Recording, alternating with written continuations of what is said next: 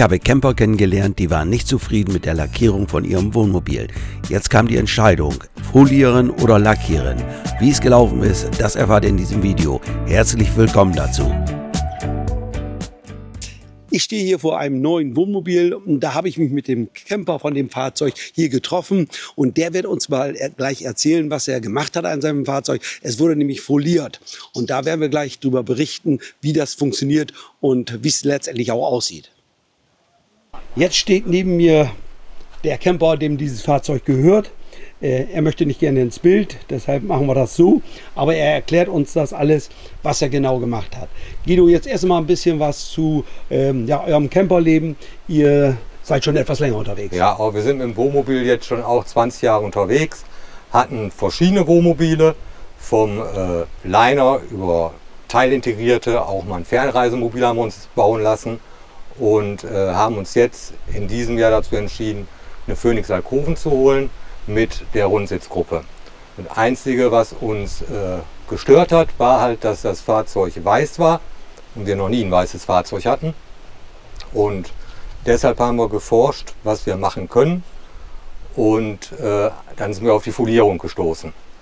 Und da sind wir dann in Bad Bramstedt gelandet, nachdem wir 2, 3 Folierer kontaktiert hatten.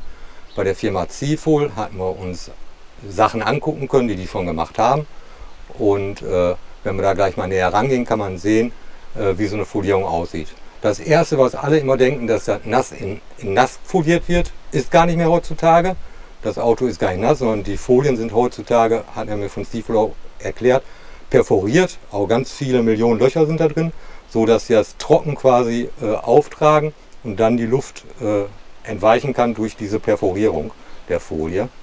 Und da kann man dann mal gucken. Wir können da mal zur Tür gehen. Das ja, auch mal mich würde jetzt erstmal interessieren, das ist ein Phoenix, das dürfen wir sagen. Das ist ein Phoenix, ja. Ja, der hat was für eine Größe, was für eine Länge? 8,25 Meter ist er lang. Ja. Ist das mit der Rundsitzgruppe, der erhöhten Alkove ist es. Ja. Und ist das 7,5 Tonnen Fahrzeug. Und wie gesagt, auch von der Grundfläche kann man dann auch sich dann gucken, müsste mit 2 Bahnen geklebt werden, weil das Fahrzeug 3,50 Meter hoch ist. Aber auch ein niedrigeres Fahrzeug müsste mit 2 Bahnen geklebt werden, weil die Bahnen sind maximal immer, glaube ich, 1,70 Meter oder 2 Meter maximal sind die Bahnen, die Folien lang. Ja, das Fahrzeug war vorher weiß und hast du so oder überwiegend weiß beim Händler gekauft? Aber der war komplett weiß, ja. Und das sieht man auch noch oben an den Abdichtungsnähten. Die waren extra weiß gemacht, weil das ganze Fahrzeug weiß war und das ist uns leider erst aufgefallen, dass die weiß sind, als der foliert war. Ja. Und er war komplett weiß. Die Rahmen waren weiß von den Klappen, Zugfahrzeug oder Iveco war komplett weiß. Ja. Dieses typische Weiß-Fahrzeug, außer die Umrandung unten, die Kante. Ja, wir können ja mal ein bisschen näher rangehen. Gerne. Und du kannst uns jetzt mal hier im Detail zeigen. Das heißt, hier haben wir ja zum Beispiel eine Klappe. Ja. Und diese Klappe, auch der Rahmen war vorher weiß. Genau, der komplette Rahmen war weiß und der wurde dann halt foliert, in die Dichtung rein foliert wurde das Ganze, so dass man auch, wenn man die Klappe öffnet, sieht man, das ist bis hierhin foliert und so weiß war eigentlich der ganze Rahmen. Ja. Das heißt, von außen ist also kaum zu erkennen, dass das Fahrzeug mal foliert wurde. Genau, richtig. Ja. Von außen ist es nicht zu erkennen, an einzelnen Stellen ist es zu erkennen und wenn man jetzt hier die Eingangstür von vorne nimmt, so, dann sieht man hier, ist komplett reinfoliert worden in die Tür, auch der komplette Rahmen, das war alles weiß, das ist komplett foliert. Ah ja, okay. Und man kann sich dann die Farbe und so weiter, kann man sich alles aussuchen. Ja, auch man kann sich das komplett aussuchen, von matten Farben über diese Metallic-Farbe ist heutzutage alles möglich.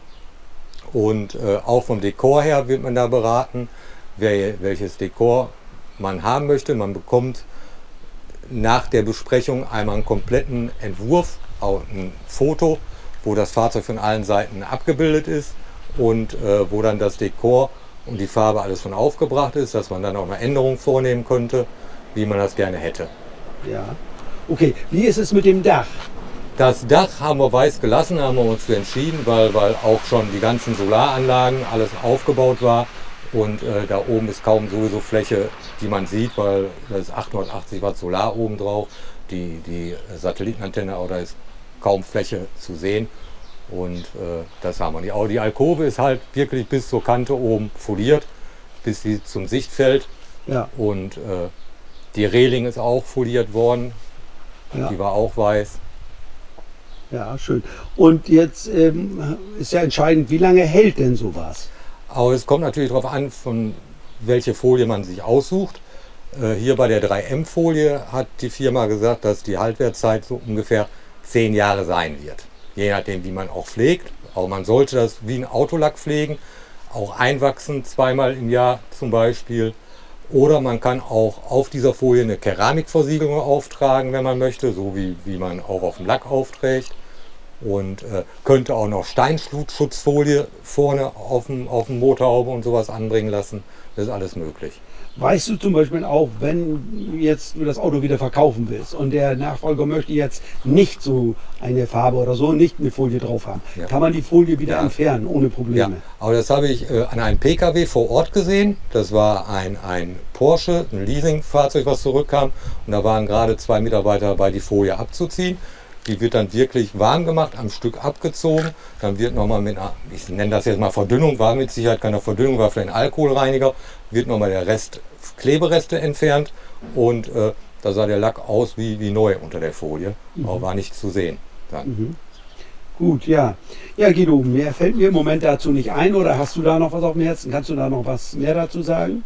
Ja, aber das ist eigentlich alles, was man dazu sagen kann. Es ist vielleicht preislich für den einen oder den anderen interessant. Da fängt an für so ein komplettes Fahrzeug bei 10.000 Euro. Je mehr man ins Detail geht, zum Beispiel die Rahmen der Klappen machen lassen möchte oder auch in die Tür reinfolieren will, steigt das natürlich im Preis, weil man vom Zeitaufwand das komplette Fahrzeug Silber foliert, die große Fläche, waren 2 Mitarbeiter bei Zifol 2 Tage beschäftigt. Für die ganzen Klappen, Rahmen waren 2 Mitarbeiter 5 Tage beschäftigt. Weil, und da sieht man schon vom Zeitaufwand, dass da natürlich dann, je nachdem, was man haben möchte, auch dass dann die Preisentscheidung ist. Ja, also Preise ab 10.000 Ab 10.000 Euro aufwärts Ja. und je nachdem, wie groß das Fahrzeug auch ist. Und dann ist das Fahrzeug, kann man jetzt auch sagen, hat 16.000 Euro gekostet, die Folierung, so wie sie jetzt da steht. Ja, okay. Also aber immerhin preiswerter, als wenn ich das jetzt hätte lackieren lassen. Ja, das Fahrzeug. auch preiswerter und vom Aufwand auch nicht so aufwendig wie eine Lackierung jetzt. Ja, okay. Ja. Ja, Guido, dann danke ich dir für deine Ausführungen. Hat mich gefreut, dass wir darüber gesprochen haben. Ja. Und ja, wünsche dir viel Spaß oder euch viel Spaß weiterhin mit eurem schönen Wohnmobil. Das wünsche ich dir auch, Hartmut. Dankeschön. Alles klar. Ja, das war's schon. Ich sage Dankeschön fürs Zuschauen und bye bye, bis zum nächsten Mal.